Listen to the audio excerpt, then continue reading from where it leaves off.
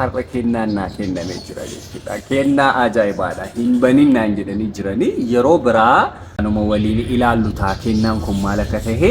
Kanaafuu tole jette. Harkoonicha achi dheeressa. Harkoon. Assalamu alaikum wa rahmatullahi wa barakatuh. Kabajamtoota hordoftoota Wabii Tube akkam nagaa keessanii akka fayyaa taatan abdii guddaan qaba. Har'ammoo hiriyyaan koo siin barbaadan aan jedhe dhimma lubbuudhaan aan jedhe bakka jirtu raftee jirta taanaan ka'ii reedii ta'ii na eegii aan jedhe hojiirra jirta taanaan hojii jirtu sana bakka jirtu sanatti dhaabiiti na eegina aan jedhe maaluma kan inni fidee dhufe hin beeku jechuudha. Kadir isuma guyyaa darbee viidiyoo wajjin hojjenne jechuudha. Na siin barbaada jedhe ani akka kanatti namoonni baay'een na barbaadu yoo na barbaadan garuu piraankiidhaaf na barbaadu waan sanarra caaleef namni na barbaadu na mudatee hin beeku hanga ammaatti garuu kaddoon maal qabatee dhufe laata maaliidhaaf na barbaade akkasitti jechuudha. Irri deddeebiidhaan bilbila nabsee na keessaa baase ila nabsee kiyya fuudhee asitti baay'ee mo'on narraase kadishaanii maal akka ta'e hin beeku waan eenyu jechuudha. Sarpiraayiz hin beeku waan bichaa hin beeku akkas sadarkaa kanaatti sarpiraayiz ta'ee hin beeku. Meen ilaallaka waan inni jedhu normally dhufaa jira inni bakka jiru itti meen jira like videos akka waraabaa jiru itti meen jira video marratti argitu jechuudha waan ta'u sana eegati kadishaa namni mishaan sun nami gaariin sun dhufaati kan inni jiru oh welcome Assalamu alaikum. Kadi wa alaikum salam. Nagami fayyada akkamati jirta fayyada akkami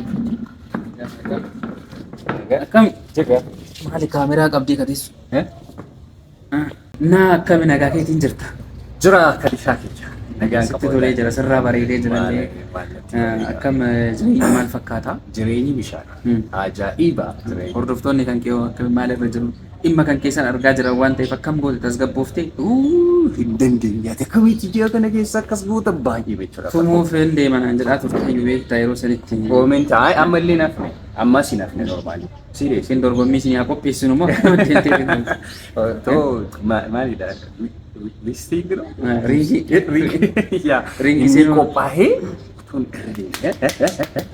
Tun jedhee baay'ee naqsudha. Barachaa jira. Baay'ee sittaaree beektaan illee beektaa. Isatti illee naaree sirratti illee baay'eetti arrabsaa turte beektaa. Na kabajuu qabda malee achitti nama jaarsummaa dhufee isin arrabsuuf deemutti ammoo waa baay'ee jedhaa arrabsaa turte kun ammoo. Yaa kadii akkam seeta ilaa ana na beektaati bareechitee jechuudha. Sirritti si amala akkasii narraa argitee akkas beektaa taateetiin arraba haala sanii bilbilaan sanuu hagam akka situ na arrabsiisaa turte jedheetiin aanaayyuu amma bakka natti gadoo qabatee jira. Akkas gooname yoo ati otoo ati badii qabaatiin Wati waa tokkoon balleessiin dargattee ani arrabsuun furmaata lakki furmaata miti kaa ilaa akka namni sitti dhufeetti keessummeessitaa jechuudha. Kana dura gaafa dhaamu callisee gaafa maal jedhu callisee gaafa arrabsamu callisee jira. Humnaa ol callisuun kun immoo siniidha kadoo baay'ee ma tokko siniidha jechuudha. Garuu baay'ee sitti mufadhee innillee aareetiin qophaa'ee jira na shubbuxiifaa qopheeffadhee kaa'aa jira yeroo hundaa of eegaa jira. Namni biraallee yoo simatu sababa dhabee dhufee dhabee aduu mana isaa dhufee jira. Sababa taa'e namni kamiyyuu kararratti umar dha'ee jennaan sababa kan keeti jedhee amma ndiisu serious yookaan soomni kun aga bahuun eegaa yoon taane immoo qabeetuma biyyootti dabala malee hin dhiisu. Seriously. Kanaaf akkasii dhimmi kun ammoo karaa dheeraan deemee si barate kun ati ammoo kan xumurtan natti fakkaatee ture ammallee itti dhaadataa jirtaa iyyuu. Waan dhiisu. Kanaaf namni amma na waliin deemu kun nama yeroo dheeraa si barbaadaa ture. Yeroo bilbila iyyuu na gaafannaan hin kennu jedhee yeroo dheeraa si barbaadaa ture waan ta'eef har'a kunoo qaamaan dhufanii dhuftee si bira jirti waan ta'eef kennaa addaallee qabattee si dhuftee jirti. Nama kanaan akkam wal baruu barbaadamoo maal sitti fakkaata maal jettu? Kun qaban nama akkasitti uffatee deeme kana saala isaa yoo addan baasne hin beekne hin argine normaalii qofaa haalli teessuma isiillee natti hin tolle maaf akkana garagaltee hin lakki amma haarawallee waan taateef yeroo illee ramadaan kan jirranne akkasii kanaafuu kenna amma har'a kan dhufte kennaa qabattee qofa si kennaa kan kee qofa qabdee dhufte kennaa san keessatti waa hedduu arguu dandeessa. Kanaafuu kennaa si qabattee dhufte kana amma sii kennuu barbaadna. Wanti hundinuu odeeffannoo kamiyyuu maaliif akkas barbaadu dhimma kamiif akkas barbaadu waan hundumaayyuu anaayyuu natti ni miidha. Isuma arguu barbaada waan nan jette asitti si qacareetiin si waan ta'eef kennaa kana sii kenniti kennaa kanarraa waa hundumaayyuu argita jechuudha. Maaliif akkana garagaltee Lakki hin ta'u. Dubartii harkaan tuquun hin danda'amu. No, harkaan tuquun hin danda'amu. Kanaafuu ramadaana jirra kanaafuu harkaan tuquun hin danda'amu waan ta'eef kennaa san keessatti argita. Kana garagalii taa'e wal baruun kan kee hin hafu waan ta'eef eeyyamamaa ta'uu kan keessi gaafachuu barbaadna kennaa kana fudhachuudhaaf. Kennicha amma nama hin beekne irraa maal ta'u boombii ta'e yoo waan biraa ta'e maaliif akkamiitiin nama kana dura argee hin beekne wayiitirraa Mori yoo sima amanee fuudhee malee baay'ee dhiphatte. Kanaafuu yoo isan argine of ajjeesaa yookaan ammoo waan biraa irratti kufuu danda'a waan jedhaa jirtuuf. Maaliif isa yoon argine of ajjeesaa kan jedhutu jira waan ta'eef kanaaf si arguudhaaf waan irra dhufteef atamma kennaa kana erga fudhattee boodatti ammoo waan irra jiru hunda achumarraa argita. Achi booda waan itti jedhu murteessuu dandeessa. Isa arguu qaba waan jetteef anillee bilbilaan haasofsiisurra ofuma keetii qaamaan dhuftee argitee waan kana kennitee eega deebitee booda kutaa itti aanammoo itti deemtee jechuudha. Rakkoon qabu baran ani asaan fuuluma isiinitti agarsiistu. Fuula akkasumas nutti atiitu. Egaa dhumarra keettanii booda fuula leessitti agarsiisuu dandeessi waan ta'eef malee ta'u tole asumaa naannoo teessooma qofa akkanaa garagalcha. Eeyyamamaa miti. Kanaayyuu kaameeraa akkanaafoo keettee eeyyamamaa miti. Kennama qofaa kenna wanti achi garagaltee iyyuu teetteef akkuma dhufne si kaameeraa afoo taa'aatu argineeti. Argitee? Wal rakkoo qabu atillee murteessiiti kennaa kana fudhadhu. Kennaa kana fudhachuu erga fudhattee booda ammoo waan achi keessatti argiteen achi booda wanta itti aanu itti fufuu dandeenya jechuudha. Kanaaf ammoo namni kun uf ajjeesaa ka jedhurra yookaan ammoo waan akkana godha waan hin taane irra kufa jedhurra si agarsiisuuf. Maalirraa? Kennaan kunillee maal akka ta'e illee hin beeku anis. Lakki waan baay'ee maalirraa uf ajjeesu? Maaltu baay'ee si argaa hin beeku waan baay'ee naan jettee isiini. Maal jettee natti miti waan jette san kun akka kabajamtoota dhaggeeffattoota keenyaa hordoftoota keenya fuuldura kan nuti jirru. Maal akka jettisan ni salphatti beekta baay'ee natti dubbatu hin barbaanne waan baay'ee as keessatti barreeffamaanis ta'e waan hundaayyuu as keessa jira waan ta'eef inni kanaan irraa fudhatu achi booda ammoo waan itti aanu ammoo anillee qaamaan illee itti dubbadha an jetti kana maalidha kan wanti isin jette kaayyoon isii maalidha jaalala moo jaalaluma fakkaataan illee beekanumarraayyuu baay'ee illee natti naasuuf qaamumaan wal nu agarsiisuu qabda. Kennaalleen kennaa fi isarraa immoo mee dubbanna waan naan jetteef qabatee dhufa.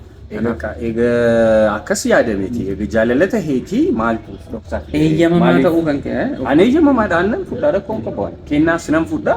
Jaalalas yoo naa taate ammatti qofa waan hin jiruu fi meebii keessummeessuu nan danda'a. Nama karaa kana guutuu qaxxaamuree dhufee homaa waan hin namti jedhuuf hin qabu. Akka arguun barbaadu jettee guyyaa jalqabaate. Kanaaf shafaaffanattee dhuftee kan ammoo sababa biraa dubbatuun duratti bakka kana wanti jiru kana waan ta'eef akkamaa goonume. Ani otoo of agarsiiste nama saba otoo of agarsiiste natti tola. Isa booda achirra dhaabbanneeti waan ta'u wayii murteessina. Akkam jettanii isin hordoftoota maal jettani? Amma kana kennaa irraa fudhadhuu jechaa jiran. Intala kana dura argeen beeku. An dhiiraa haa ta'u dhalaa'uun beeku. Sa'aatii kanaatti namni akka barbaadeetti meekaappii hojjetatee wanta barbaachisu akka dhalaatti uffatee dhufuudha mala kennaan isiin naa kennitu kuniyyuu maal akka ta'e wanti nani beeku hin jiru wanti nani kennaan sarpiraayiziidha sima qofatu beeka naayyuu natti hin himne kanaafuu natti illee waan hin himne fatammoo kennaa kana fudhattee fi waan achirra jiru ataa gammatti kadhimaan qabdu qabu ammatti hin qabu kadhimaan qabdu hin qabu kanaan dura ammoo ayyuu illee jedhaatiin wanta garaagaraa odeeffamaa ture illee noormaali ayyuun hin jaalladha ture amma keessa heerumtee jirti odeessuu barbaadu isaasumatti xumurra jechuudha. Kanaafuu namni kun nama jireenya kan kee fuulduraatiif si ta'uu danda'a.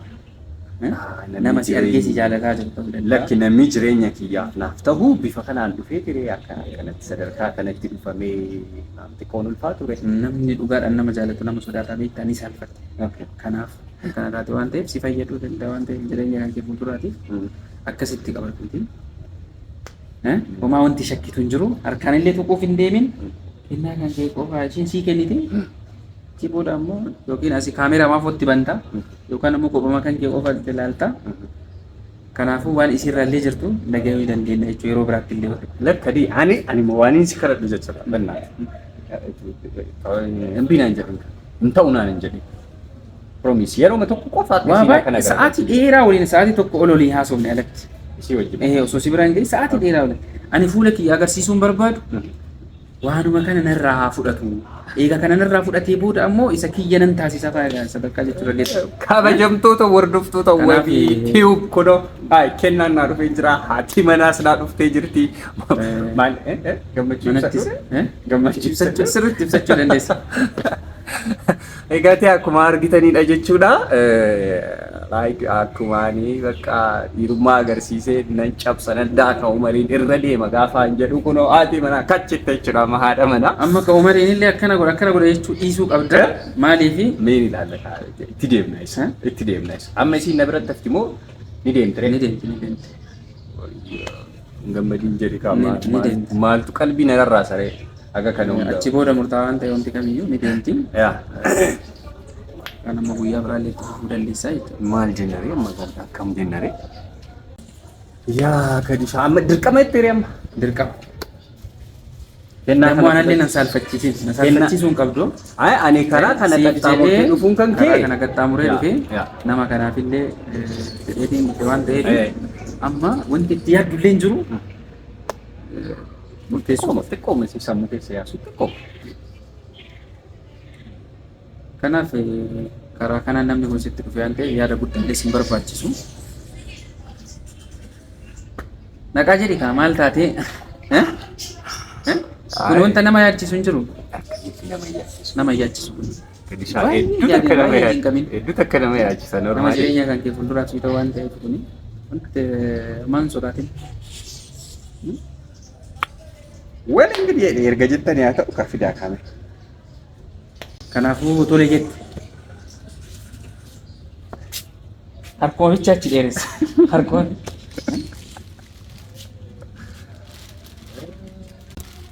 Banuun kana nu biratti hin banin. Arguun barbaannu. Kanaafuu waan asirra jiru kana ilaalite anillee anumaafillee sarpiraayiziidha wantichi kun waan ta'eef wanti an quba qabullee hin jiru nan kennaafi wanta as keessa jiru jira maal akka ta'e iyyuu naaf hin galle waan ta'eef kanaafuu ati waan asirra jiru ilaalite bilbila ishee siif erguu danda'u barbaadde yeroo tole natti tola. Kabajamtoota hordoftoota wabii tiyuub har'a kennaan naa kennamee jira jechuudha. Kennaa ajaa'ibaadha. Hin banin naan jedhanii jiranii yeroo biraa kanuma waliin ilaallu ta'a kennaan kun maal akka ta'e amma ni turtume asuma turtume. Ana ariifadhee jira deemuu barbaada. Ni deema isheen deemti. Kanaafuu kennaa kan kee kana yoo barbaadde hordoftoota keetii baniitii agarsiisi. Yoo hin barbaanne immoo sarpiraayizii godhuu ni dandeessa. Anallee natti agarsiisuu qabda jechuudha. Kaameraan alatti illee yoo ta'e. Tole sitiin agarsiisaa bakka. Ma deemuu firee. Deemuu barbaada waan ta'eef. Hin cabaalaata akkam gootu. Lafa kaawwan dindaa. Waan inni keessa jiru beeku ishee qofatu beeka. Erga jettanii tole kaa. Egaan kabajamtoota hordoftoota wabii tiyuub kennaa nama qabatee dhufee hordoftoota kan kee afuutti namoota beekatu si argaa jira waan ta'eef saalfachiisuu qaba. Deebii gaarii sirraa dhaga'uu qabna yeroo gaarii. Yeroo koon qabu fedhishaa koo guddaan galatoomi akkasitti dhufuu kan keetiif waan namni yaade waan silaatii akka riqichaa taatee wal quunnamsiisuu keetiif guddaa galatoomi. Yookaan haadha manaa gaariyyuu naa taatee jaalallee gaariyyuu naa taatee guyyaa wayii si galateeffadha. Mudannoo ajaa'ibaa. Anillee waan hin taane qabadhee sitti hin dhufu akkasitti yaaduu qabda. Beekaa sirriitti tole guddaan galatoomi. Galatoomii isheen akka harkuma fuudhuu hin danda'amu? Hin danda'amu. Kabajamtoota hordoftoota wabii tiyuub asirra geenye jirra. Kennaan naa kennamee jira. Haadha manaa. Maal akka ta'e immoo maal akka isiin naa kennite yoo fedha qabaattan jechuudha. Yoo fedha qabaattan viidiyoo isiniif hin hojjedha. Kennaan kun maal akka ta'e kanuma wajjin ilaallu ta'a. Isheen immoo eenyuun akka taate wajjin ilaalla. Namoonni fedha qabdan yaa agarsiifamtu yaa mul'attu kennaan kunis yaa banamu warri jettan yaa banamu jedhaatii barreessaadha. Isheenis yaa mul'attu namoonni fedha qabdan haa mul'attu agarsiisii fidii jettanii kooment barreessuu ni dandeessu jechuudha. Kanumaan xumuree jira. Assalaamu alaikum wa rahmatullahi wa barakaatuh.